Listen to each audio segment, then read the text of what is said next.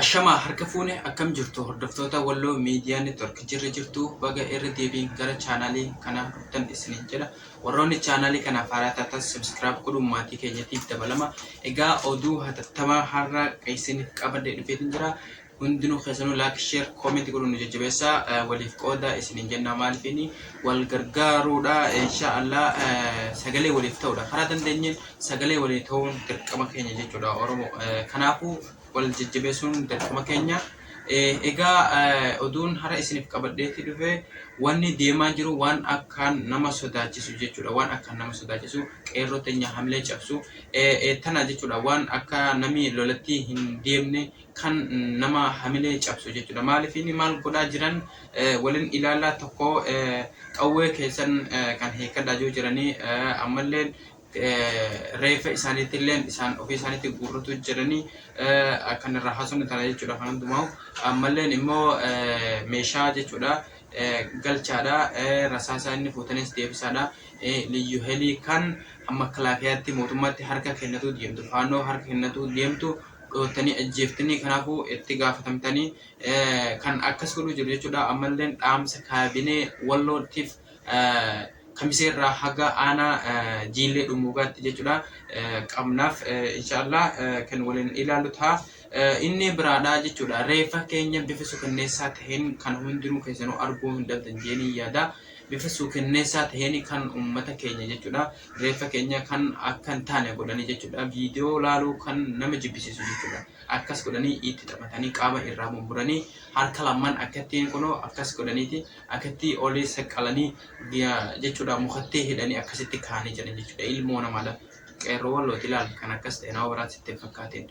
Kanaaf jechuudha nuti hoo maal godhuu qabnaa kaabinee hoo maal godhuu qabnaa ajjennoo irra fudhatu qabnamoo akkam lolli kun yoo immoo akka kanatti kan nama guuranii itti fufan ta'e jechuudha. Lolli kun yoo ammas ni ka'a jechuudha. Lolli kun rabbiin garuu nutti hin kaasini ishiin hin dhiiftu jechuudha. Hamma nu jilbeeffachiiftu hin dhiiftu jechuudha isaan.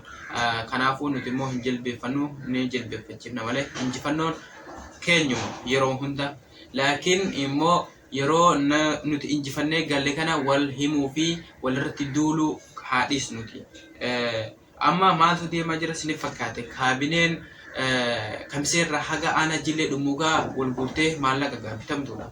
Wal guurtee keessa deddeemtee reeffa guurrachiisaati jirti. Reeffa faannoo liyyu heliidha.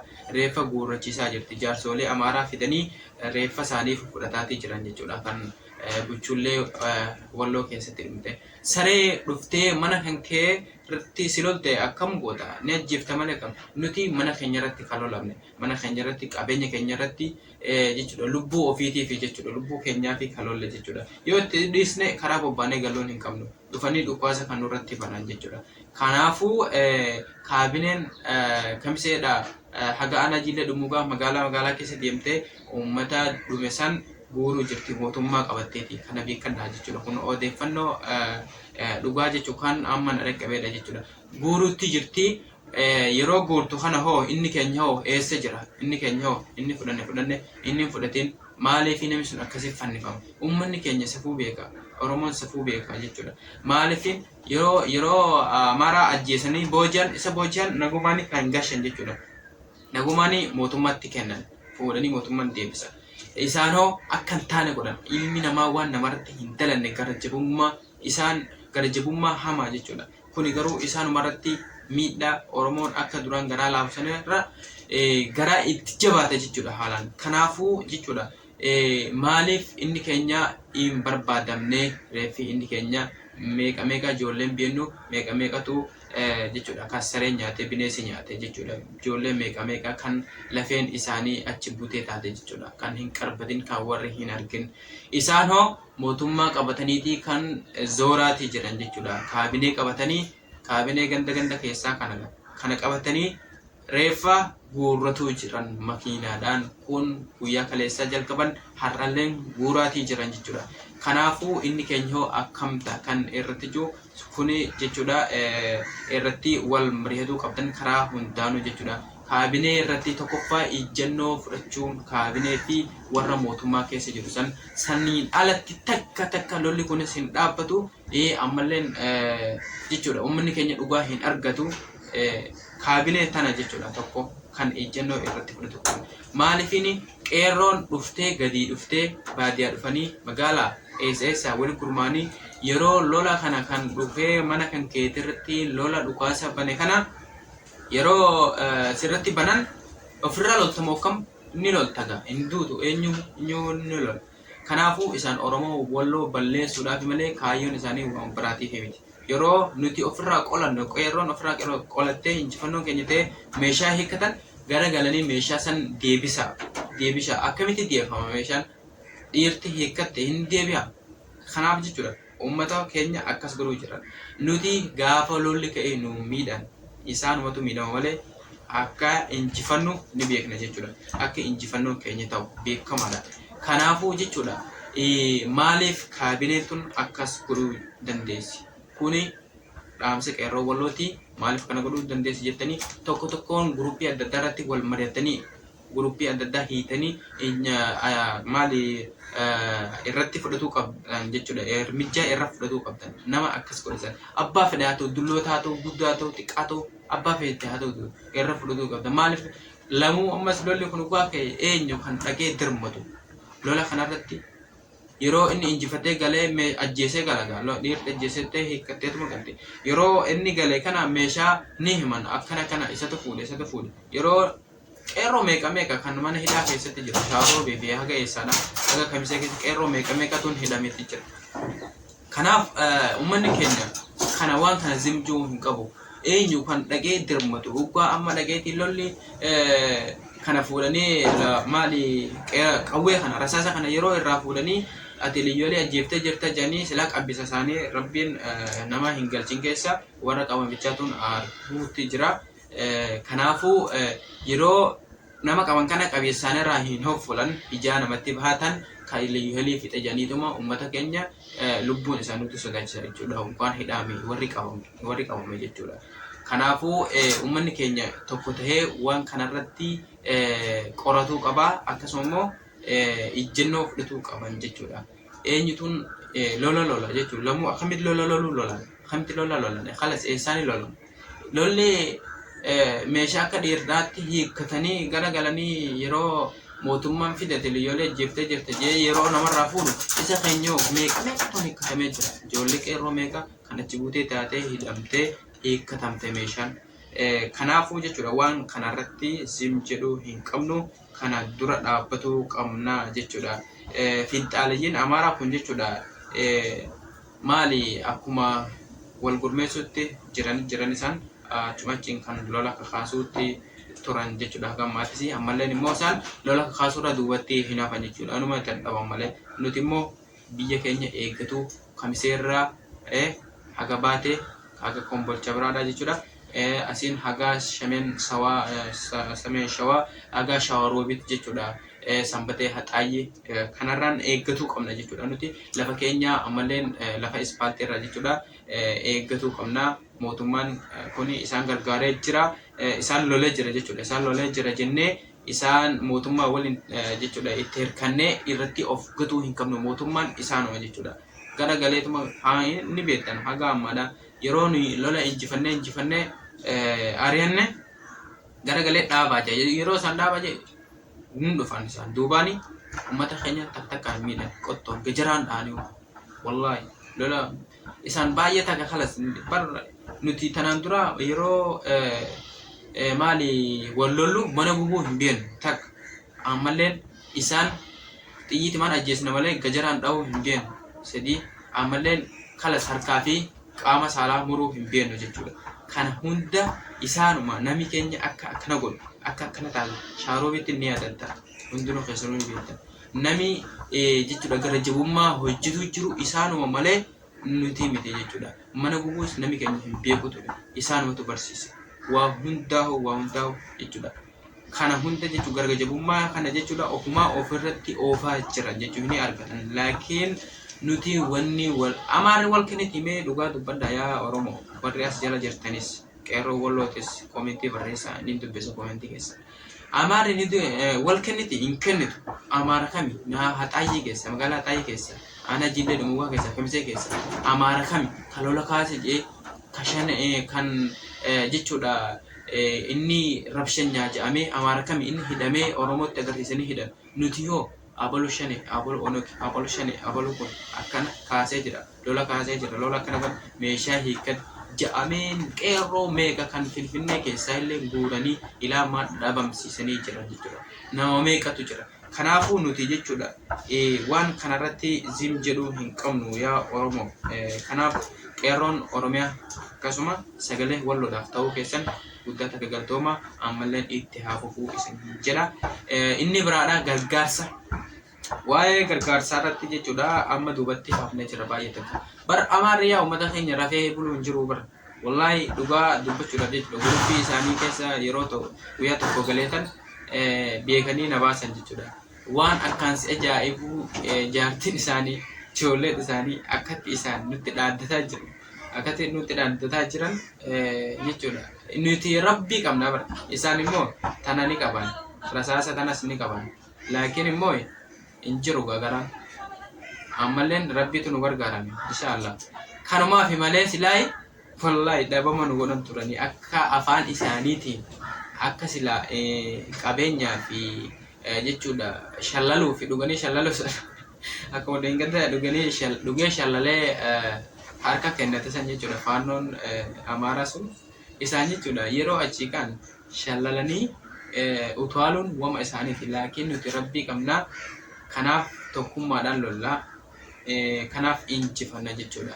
Nuti ammalleen injifannoonis keenyuma alhamdulillah kan nurraa wareegaman rabbiin nuuf haatti araaramu kan jannataa haa godhuuti akka isaan irratti gadoanii jechuudha keenyaaf dhufne warri mataanilleen rabbiin haa fayyisuu isaanilleen gargaarsa barbaadanii kan hafan immoo jajjabina hawwinaaf inshaallah bilisummaanis dhiyaattee jirti. Kanaaf jechuudha ummanni keenya waa'ee mata duree keenya irratti deebi'a.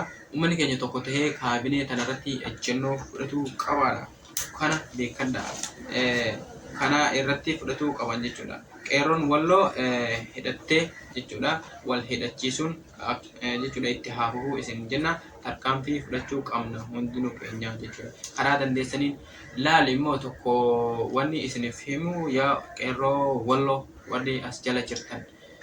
Abboota keessan ta'e fira keessan ta'e dhaamaa fi warra kaabinee tahee buchullee tahee maallaqa shayiidhaa daabboo ituu mi'eeffateetuma uummata Oromoo jala deemaatii jiru. Uummata Oromoo jala deemee adamsaa jiru kan manatti jala hafuu didu. Si lolli kun akkatti ka'ee yeroo lolli kun akkatti ka'ee akkasa jechuudha namni dhukkee tahee lubbuu ofiidhaa kennu kana garagalee immoo lolli kun yeroo dhaabbatee qawwee fuutanii jirtan jamee yeroo qeerroo dararan jechuudha maal jedhamee kun.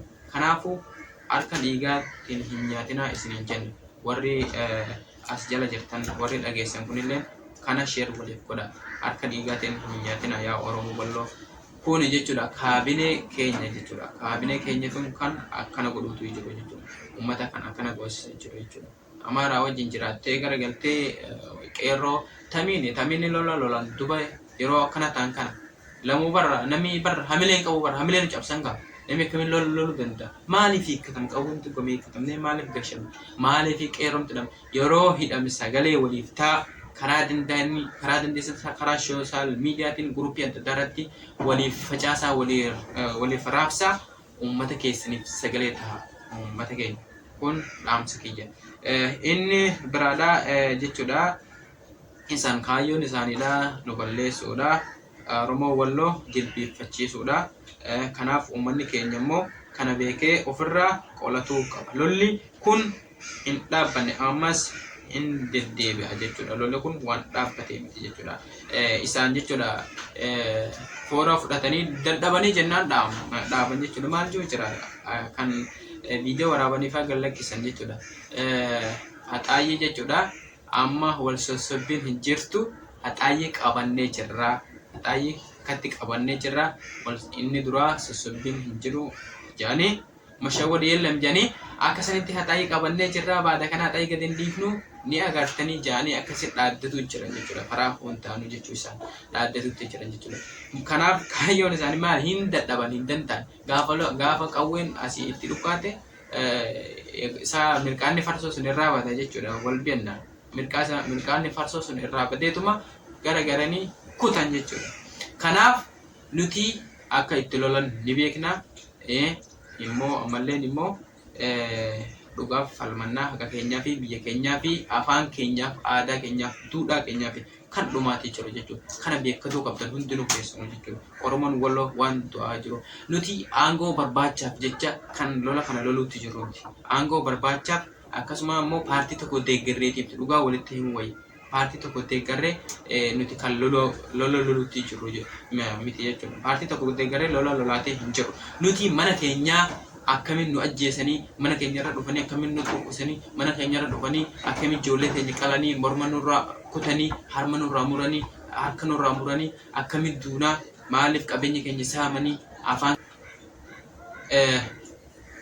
egaa hordoftoota keenya kabajamoo Walloo Miidiyaa Neetwork asumaan tamsaasa jalqabuudhaaf deemaa odeeffannoo akka arganneen kan isin biraan geenyu tahaa warri Walloo Miidiyaa Neetwork ni gargaara jettan komentii jala barreessaa warri as jala dhuftan kun jechuudha gargaara karaa dandeessaniin jechuudha peejii adda addaatti waliif raabsaati nuti jechuudha asirratti gana wal gurmeessinee jechuudha tamsaasa kan jalqabnu ta'a inshaallah biiznillah kan waa'ee Walloo keessaa akkasuma Oromiyaaf sagalee uummata Oromoo ta'uudhaaf inshaallah abdii qabna yeroo dhiyoo keessatti kan wal biraan baanu ta'a inshaallah inni biraadha jechuudha ammalleen dhaamsi kiyya hin dhumne video post godhuun kun ragaa nuti ta'a. Kanaafuu postiin godhina yaa uummata keenya hundinuu keenyaa jechuudha. Anumarraa jalqabee postii godhuu haa dhaabnuti haa xiqqeessinu jechuudha. Postii godhuun kun maaliifini numatti ragaa ta'a gara galeetii. Ragaa nu godhataniituma dhugaa waa tokko irratti jechuudha wal gaafanne jechuudha numarraa ragaa godhatanii abaloo keessa kunoo viidiyoo isaanii akkas godhanii jiranii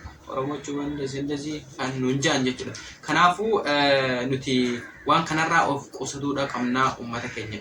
Posti godhuudha karaa TikTok haa ta'e Facebook YouTube haa ta'u Twitter haa ta'u social media kamuu ta'e viidiyoo hin taane injifannoo keenya isaan maal godhan isa nuti injifannoo jennee gallaqqifne kana indezi ajechoo kana nu godhan haja'an jechuudha isaan kana nu godhan katti nu hidhanii jiran ja'aniiti kan jechuudha isaan addunyatti biyyeessifatan jechuudha. Kanaafuu nuti yoo yeroo ammoo kana akkas godhan injifannoo keenya itti gallaqqifna jechuudha. Injifannoo keenya gadi lakkisuun haa dhaabbatuuti. Ammalleen injifannoo tokko yeroo namni keessan isiniif ergee waliif ergitan qeerroo Oromiyaa qeerroo Walloo ni dhageessuni kan. Kanaafuu gadi hin lakkisinaa isin Facebook irraa baatanii follow akkasuma subscribe like itti argana jettanii gadi hin lakkisinaa waan kanarraa of qusadhaa isin ijaa kun dhaamsa kiyya inshaallah yeroo dhiyoo keessatti kan isin biraan geenyu ta'a odeeffannoo akka arganne guyyaaniin subscribe godhaa nu eegaa isin jenna aga qophii biraatiin walitti deebinutti nagayaan tura.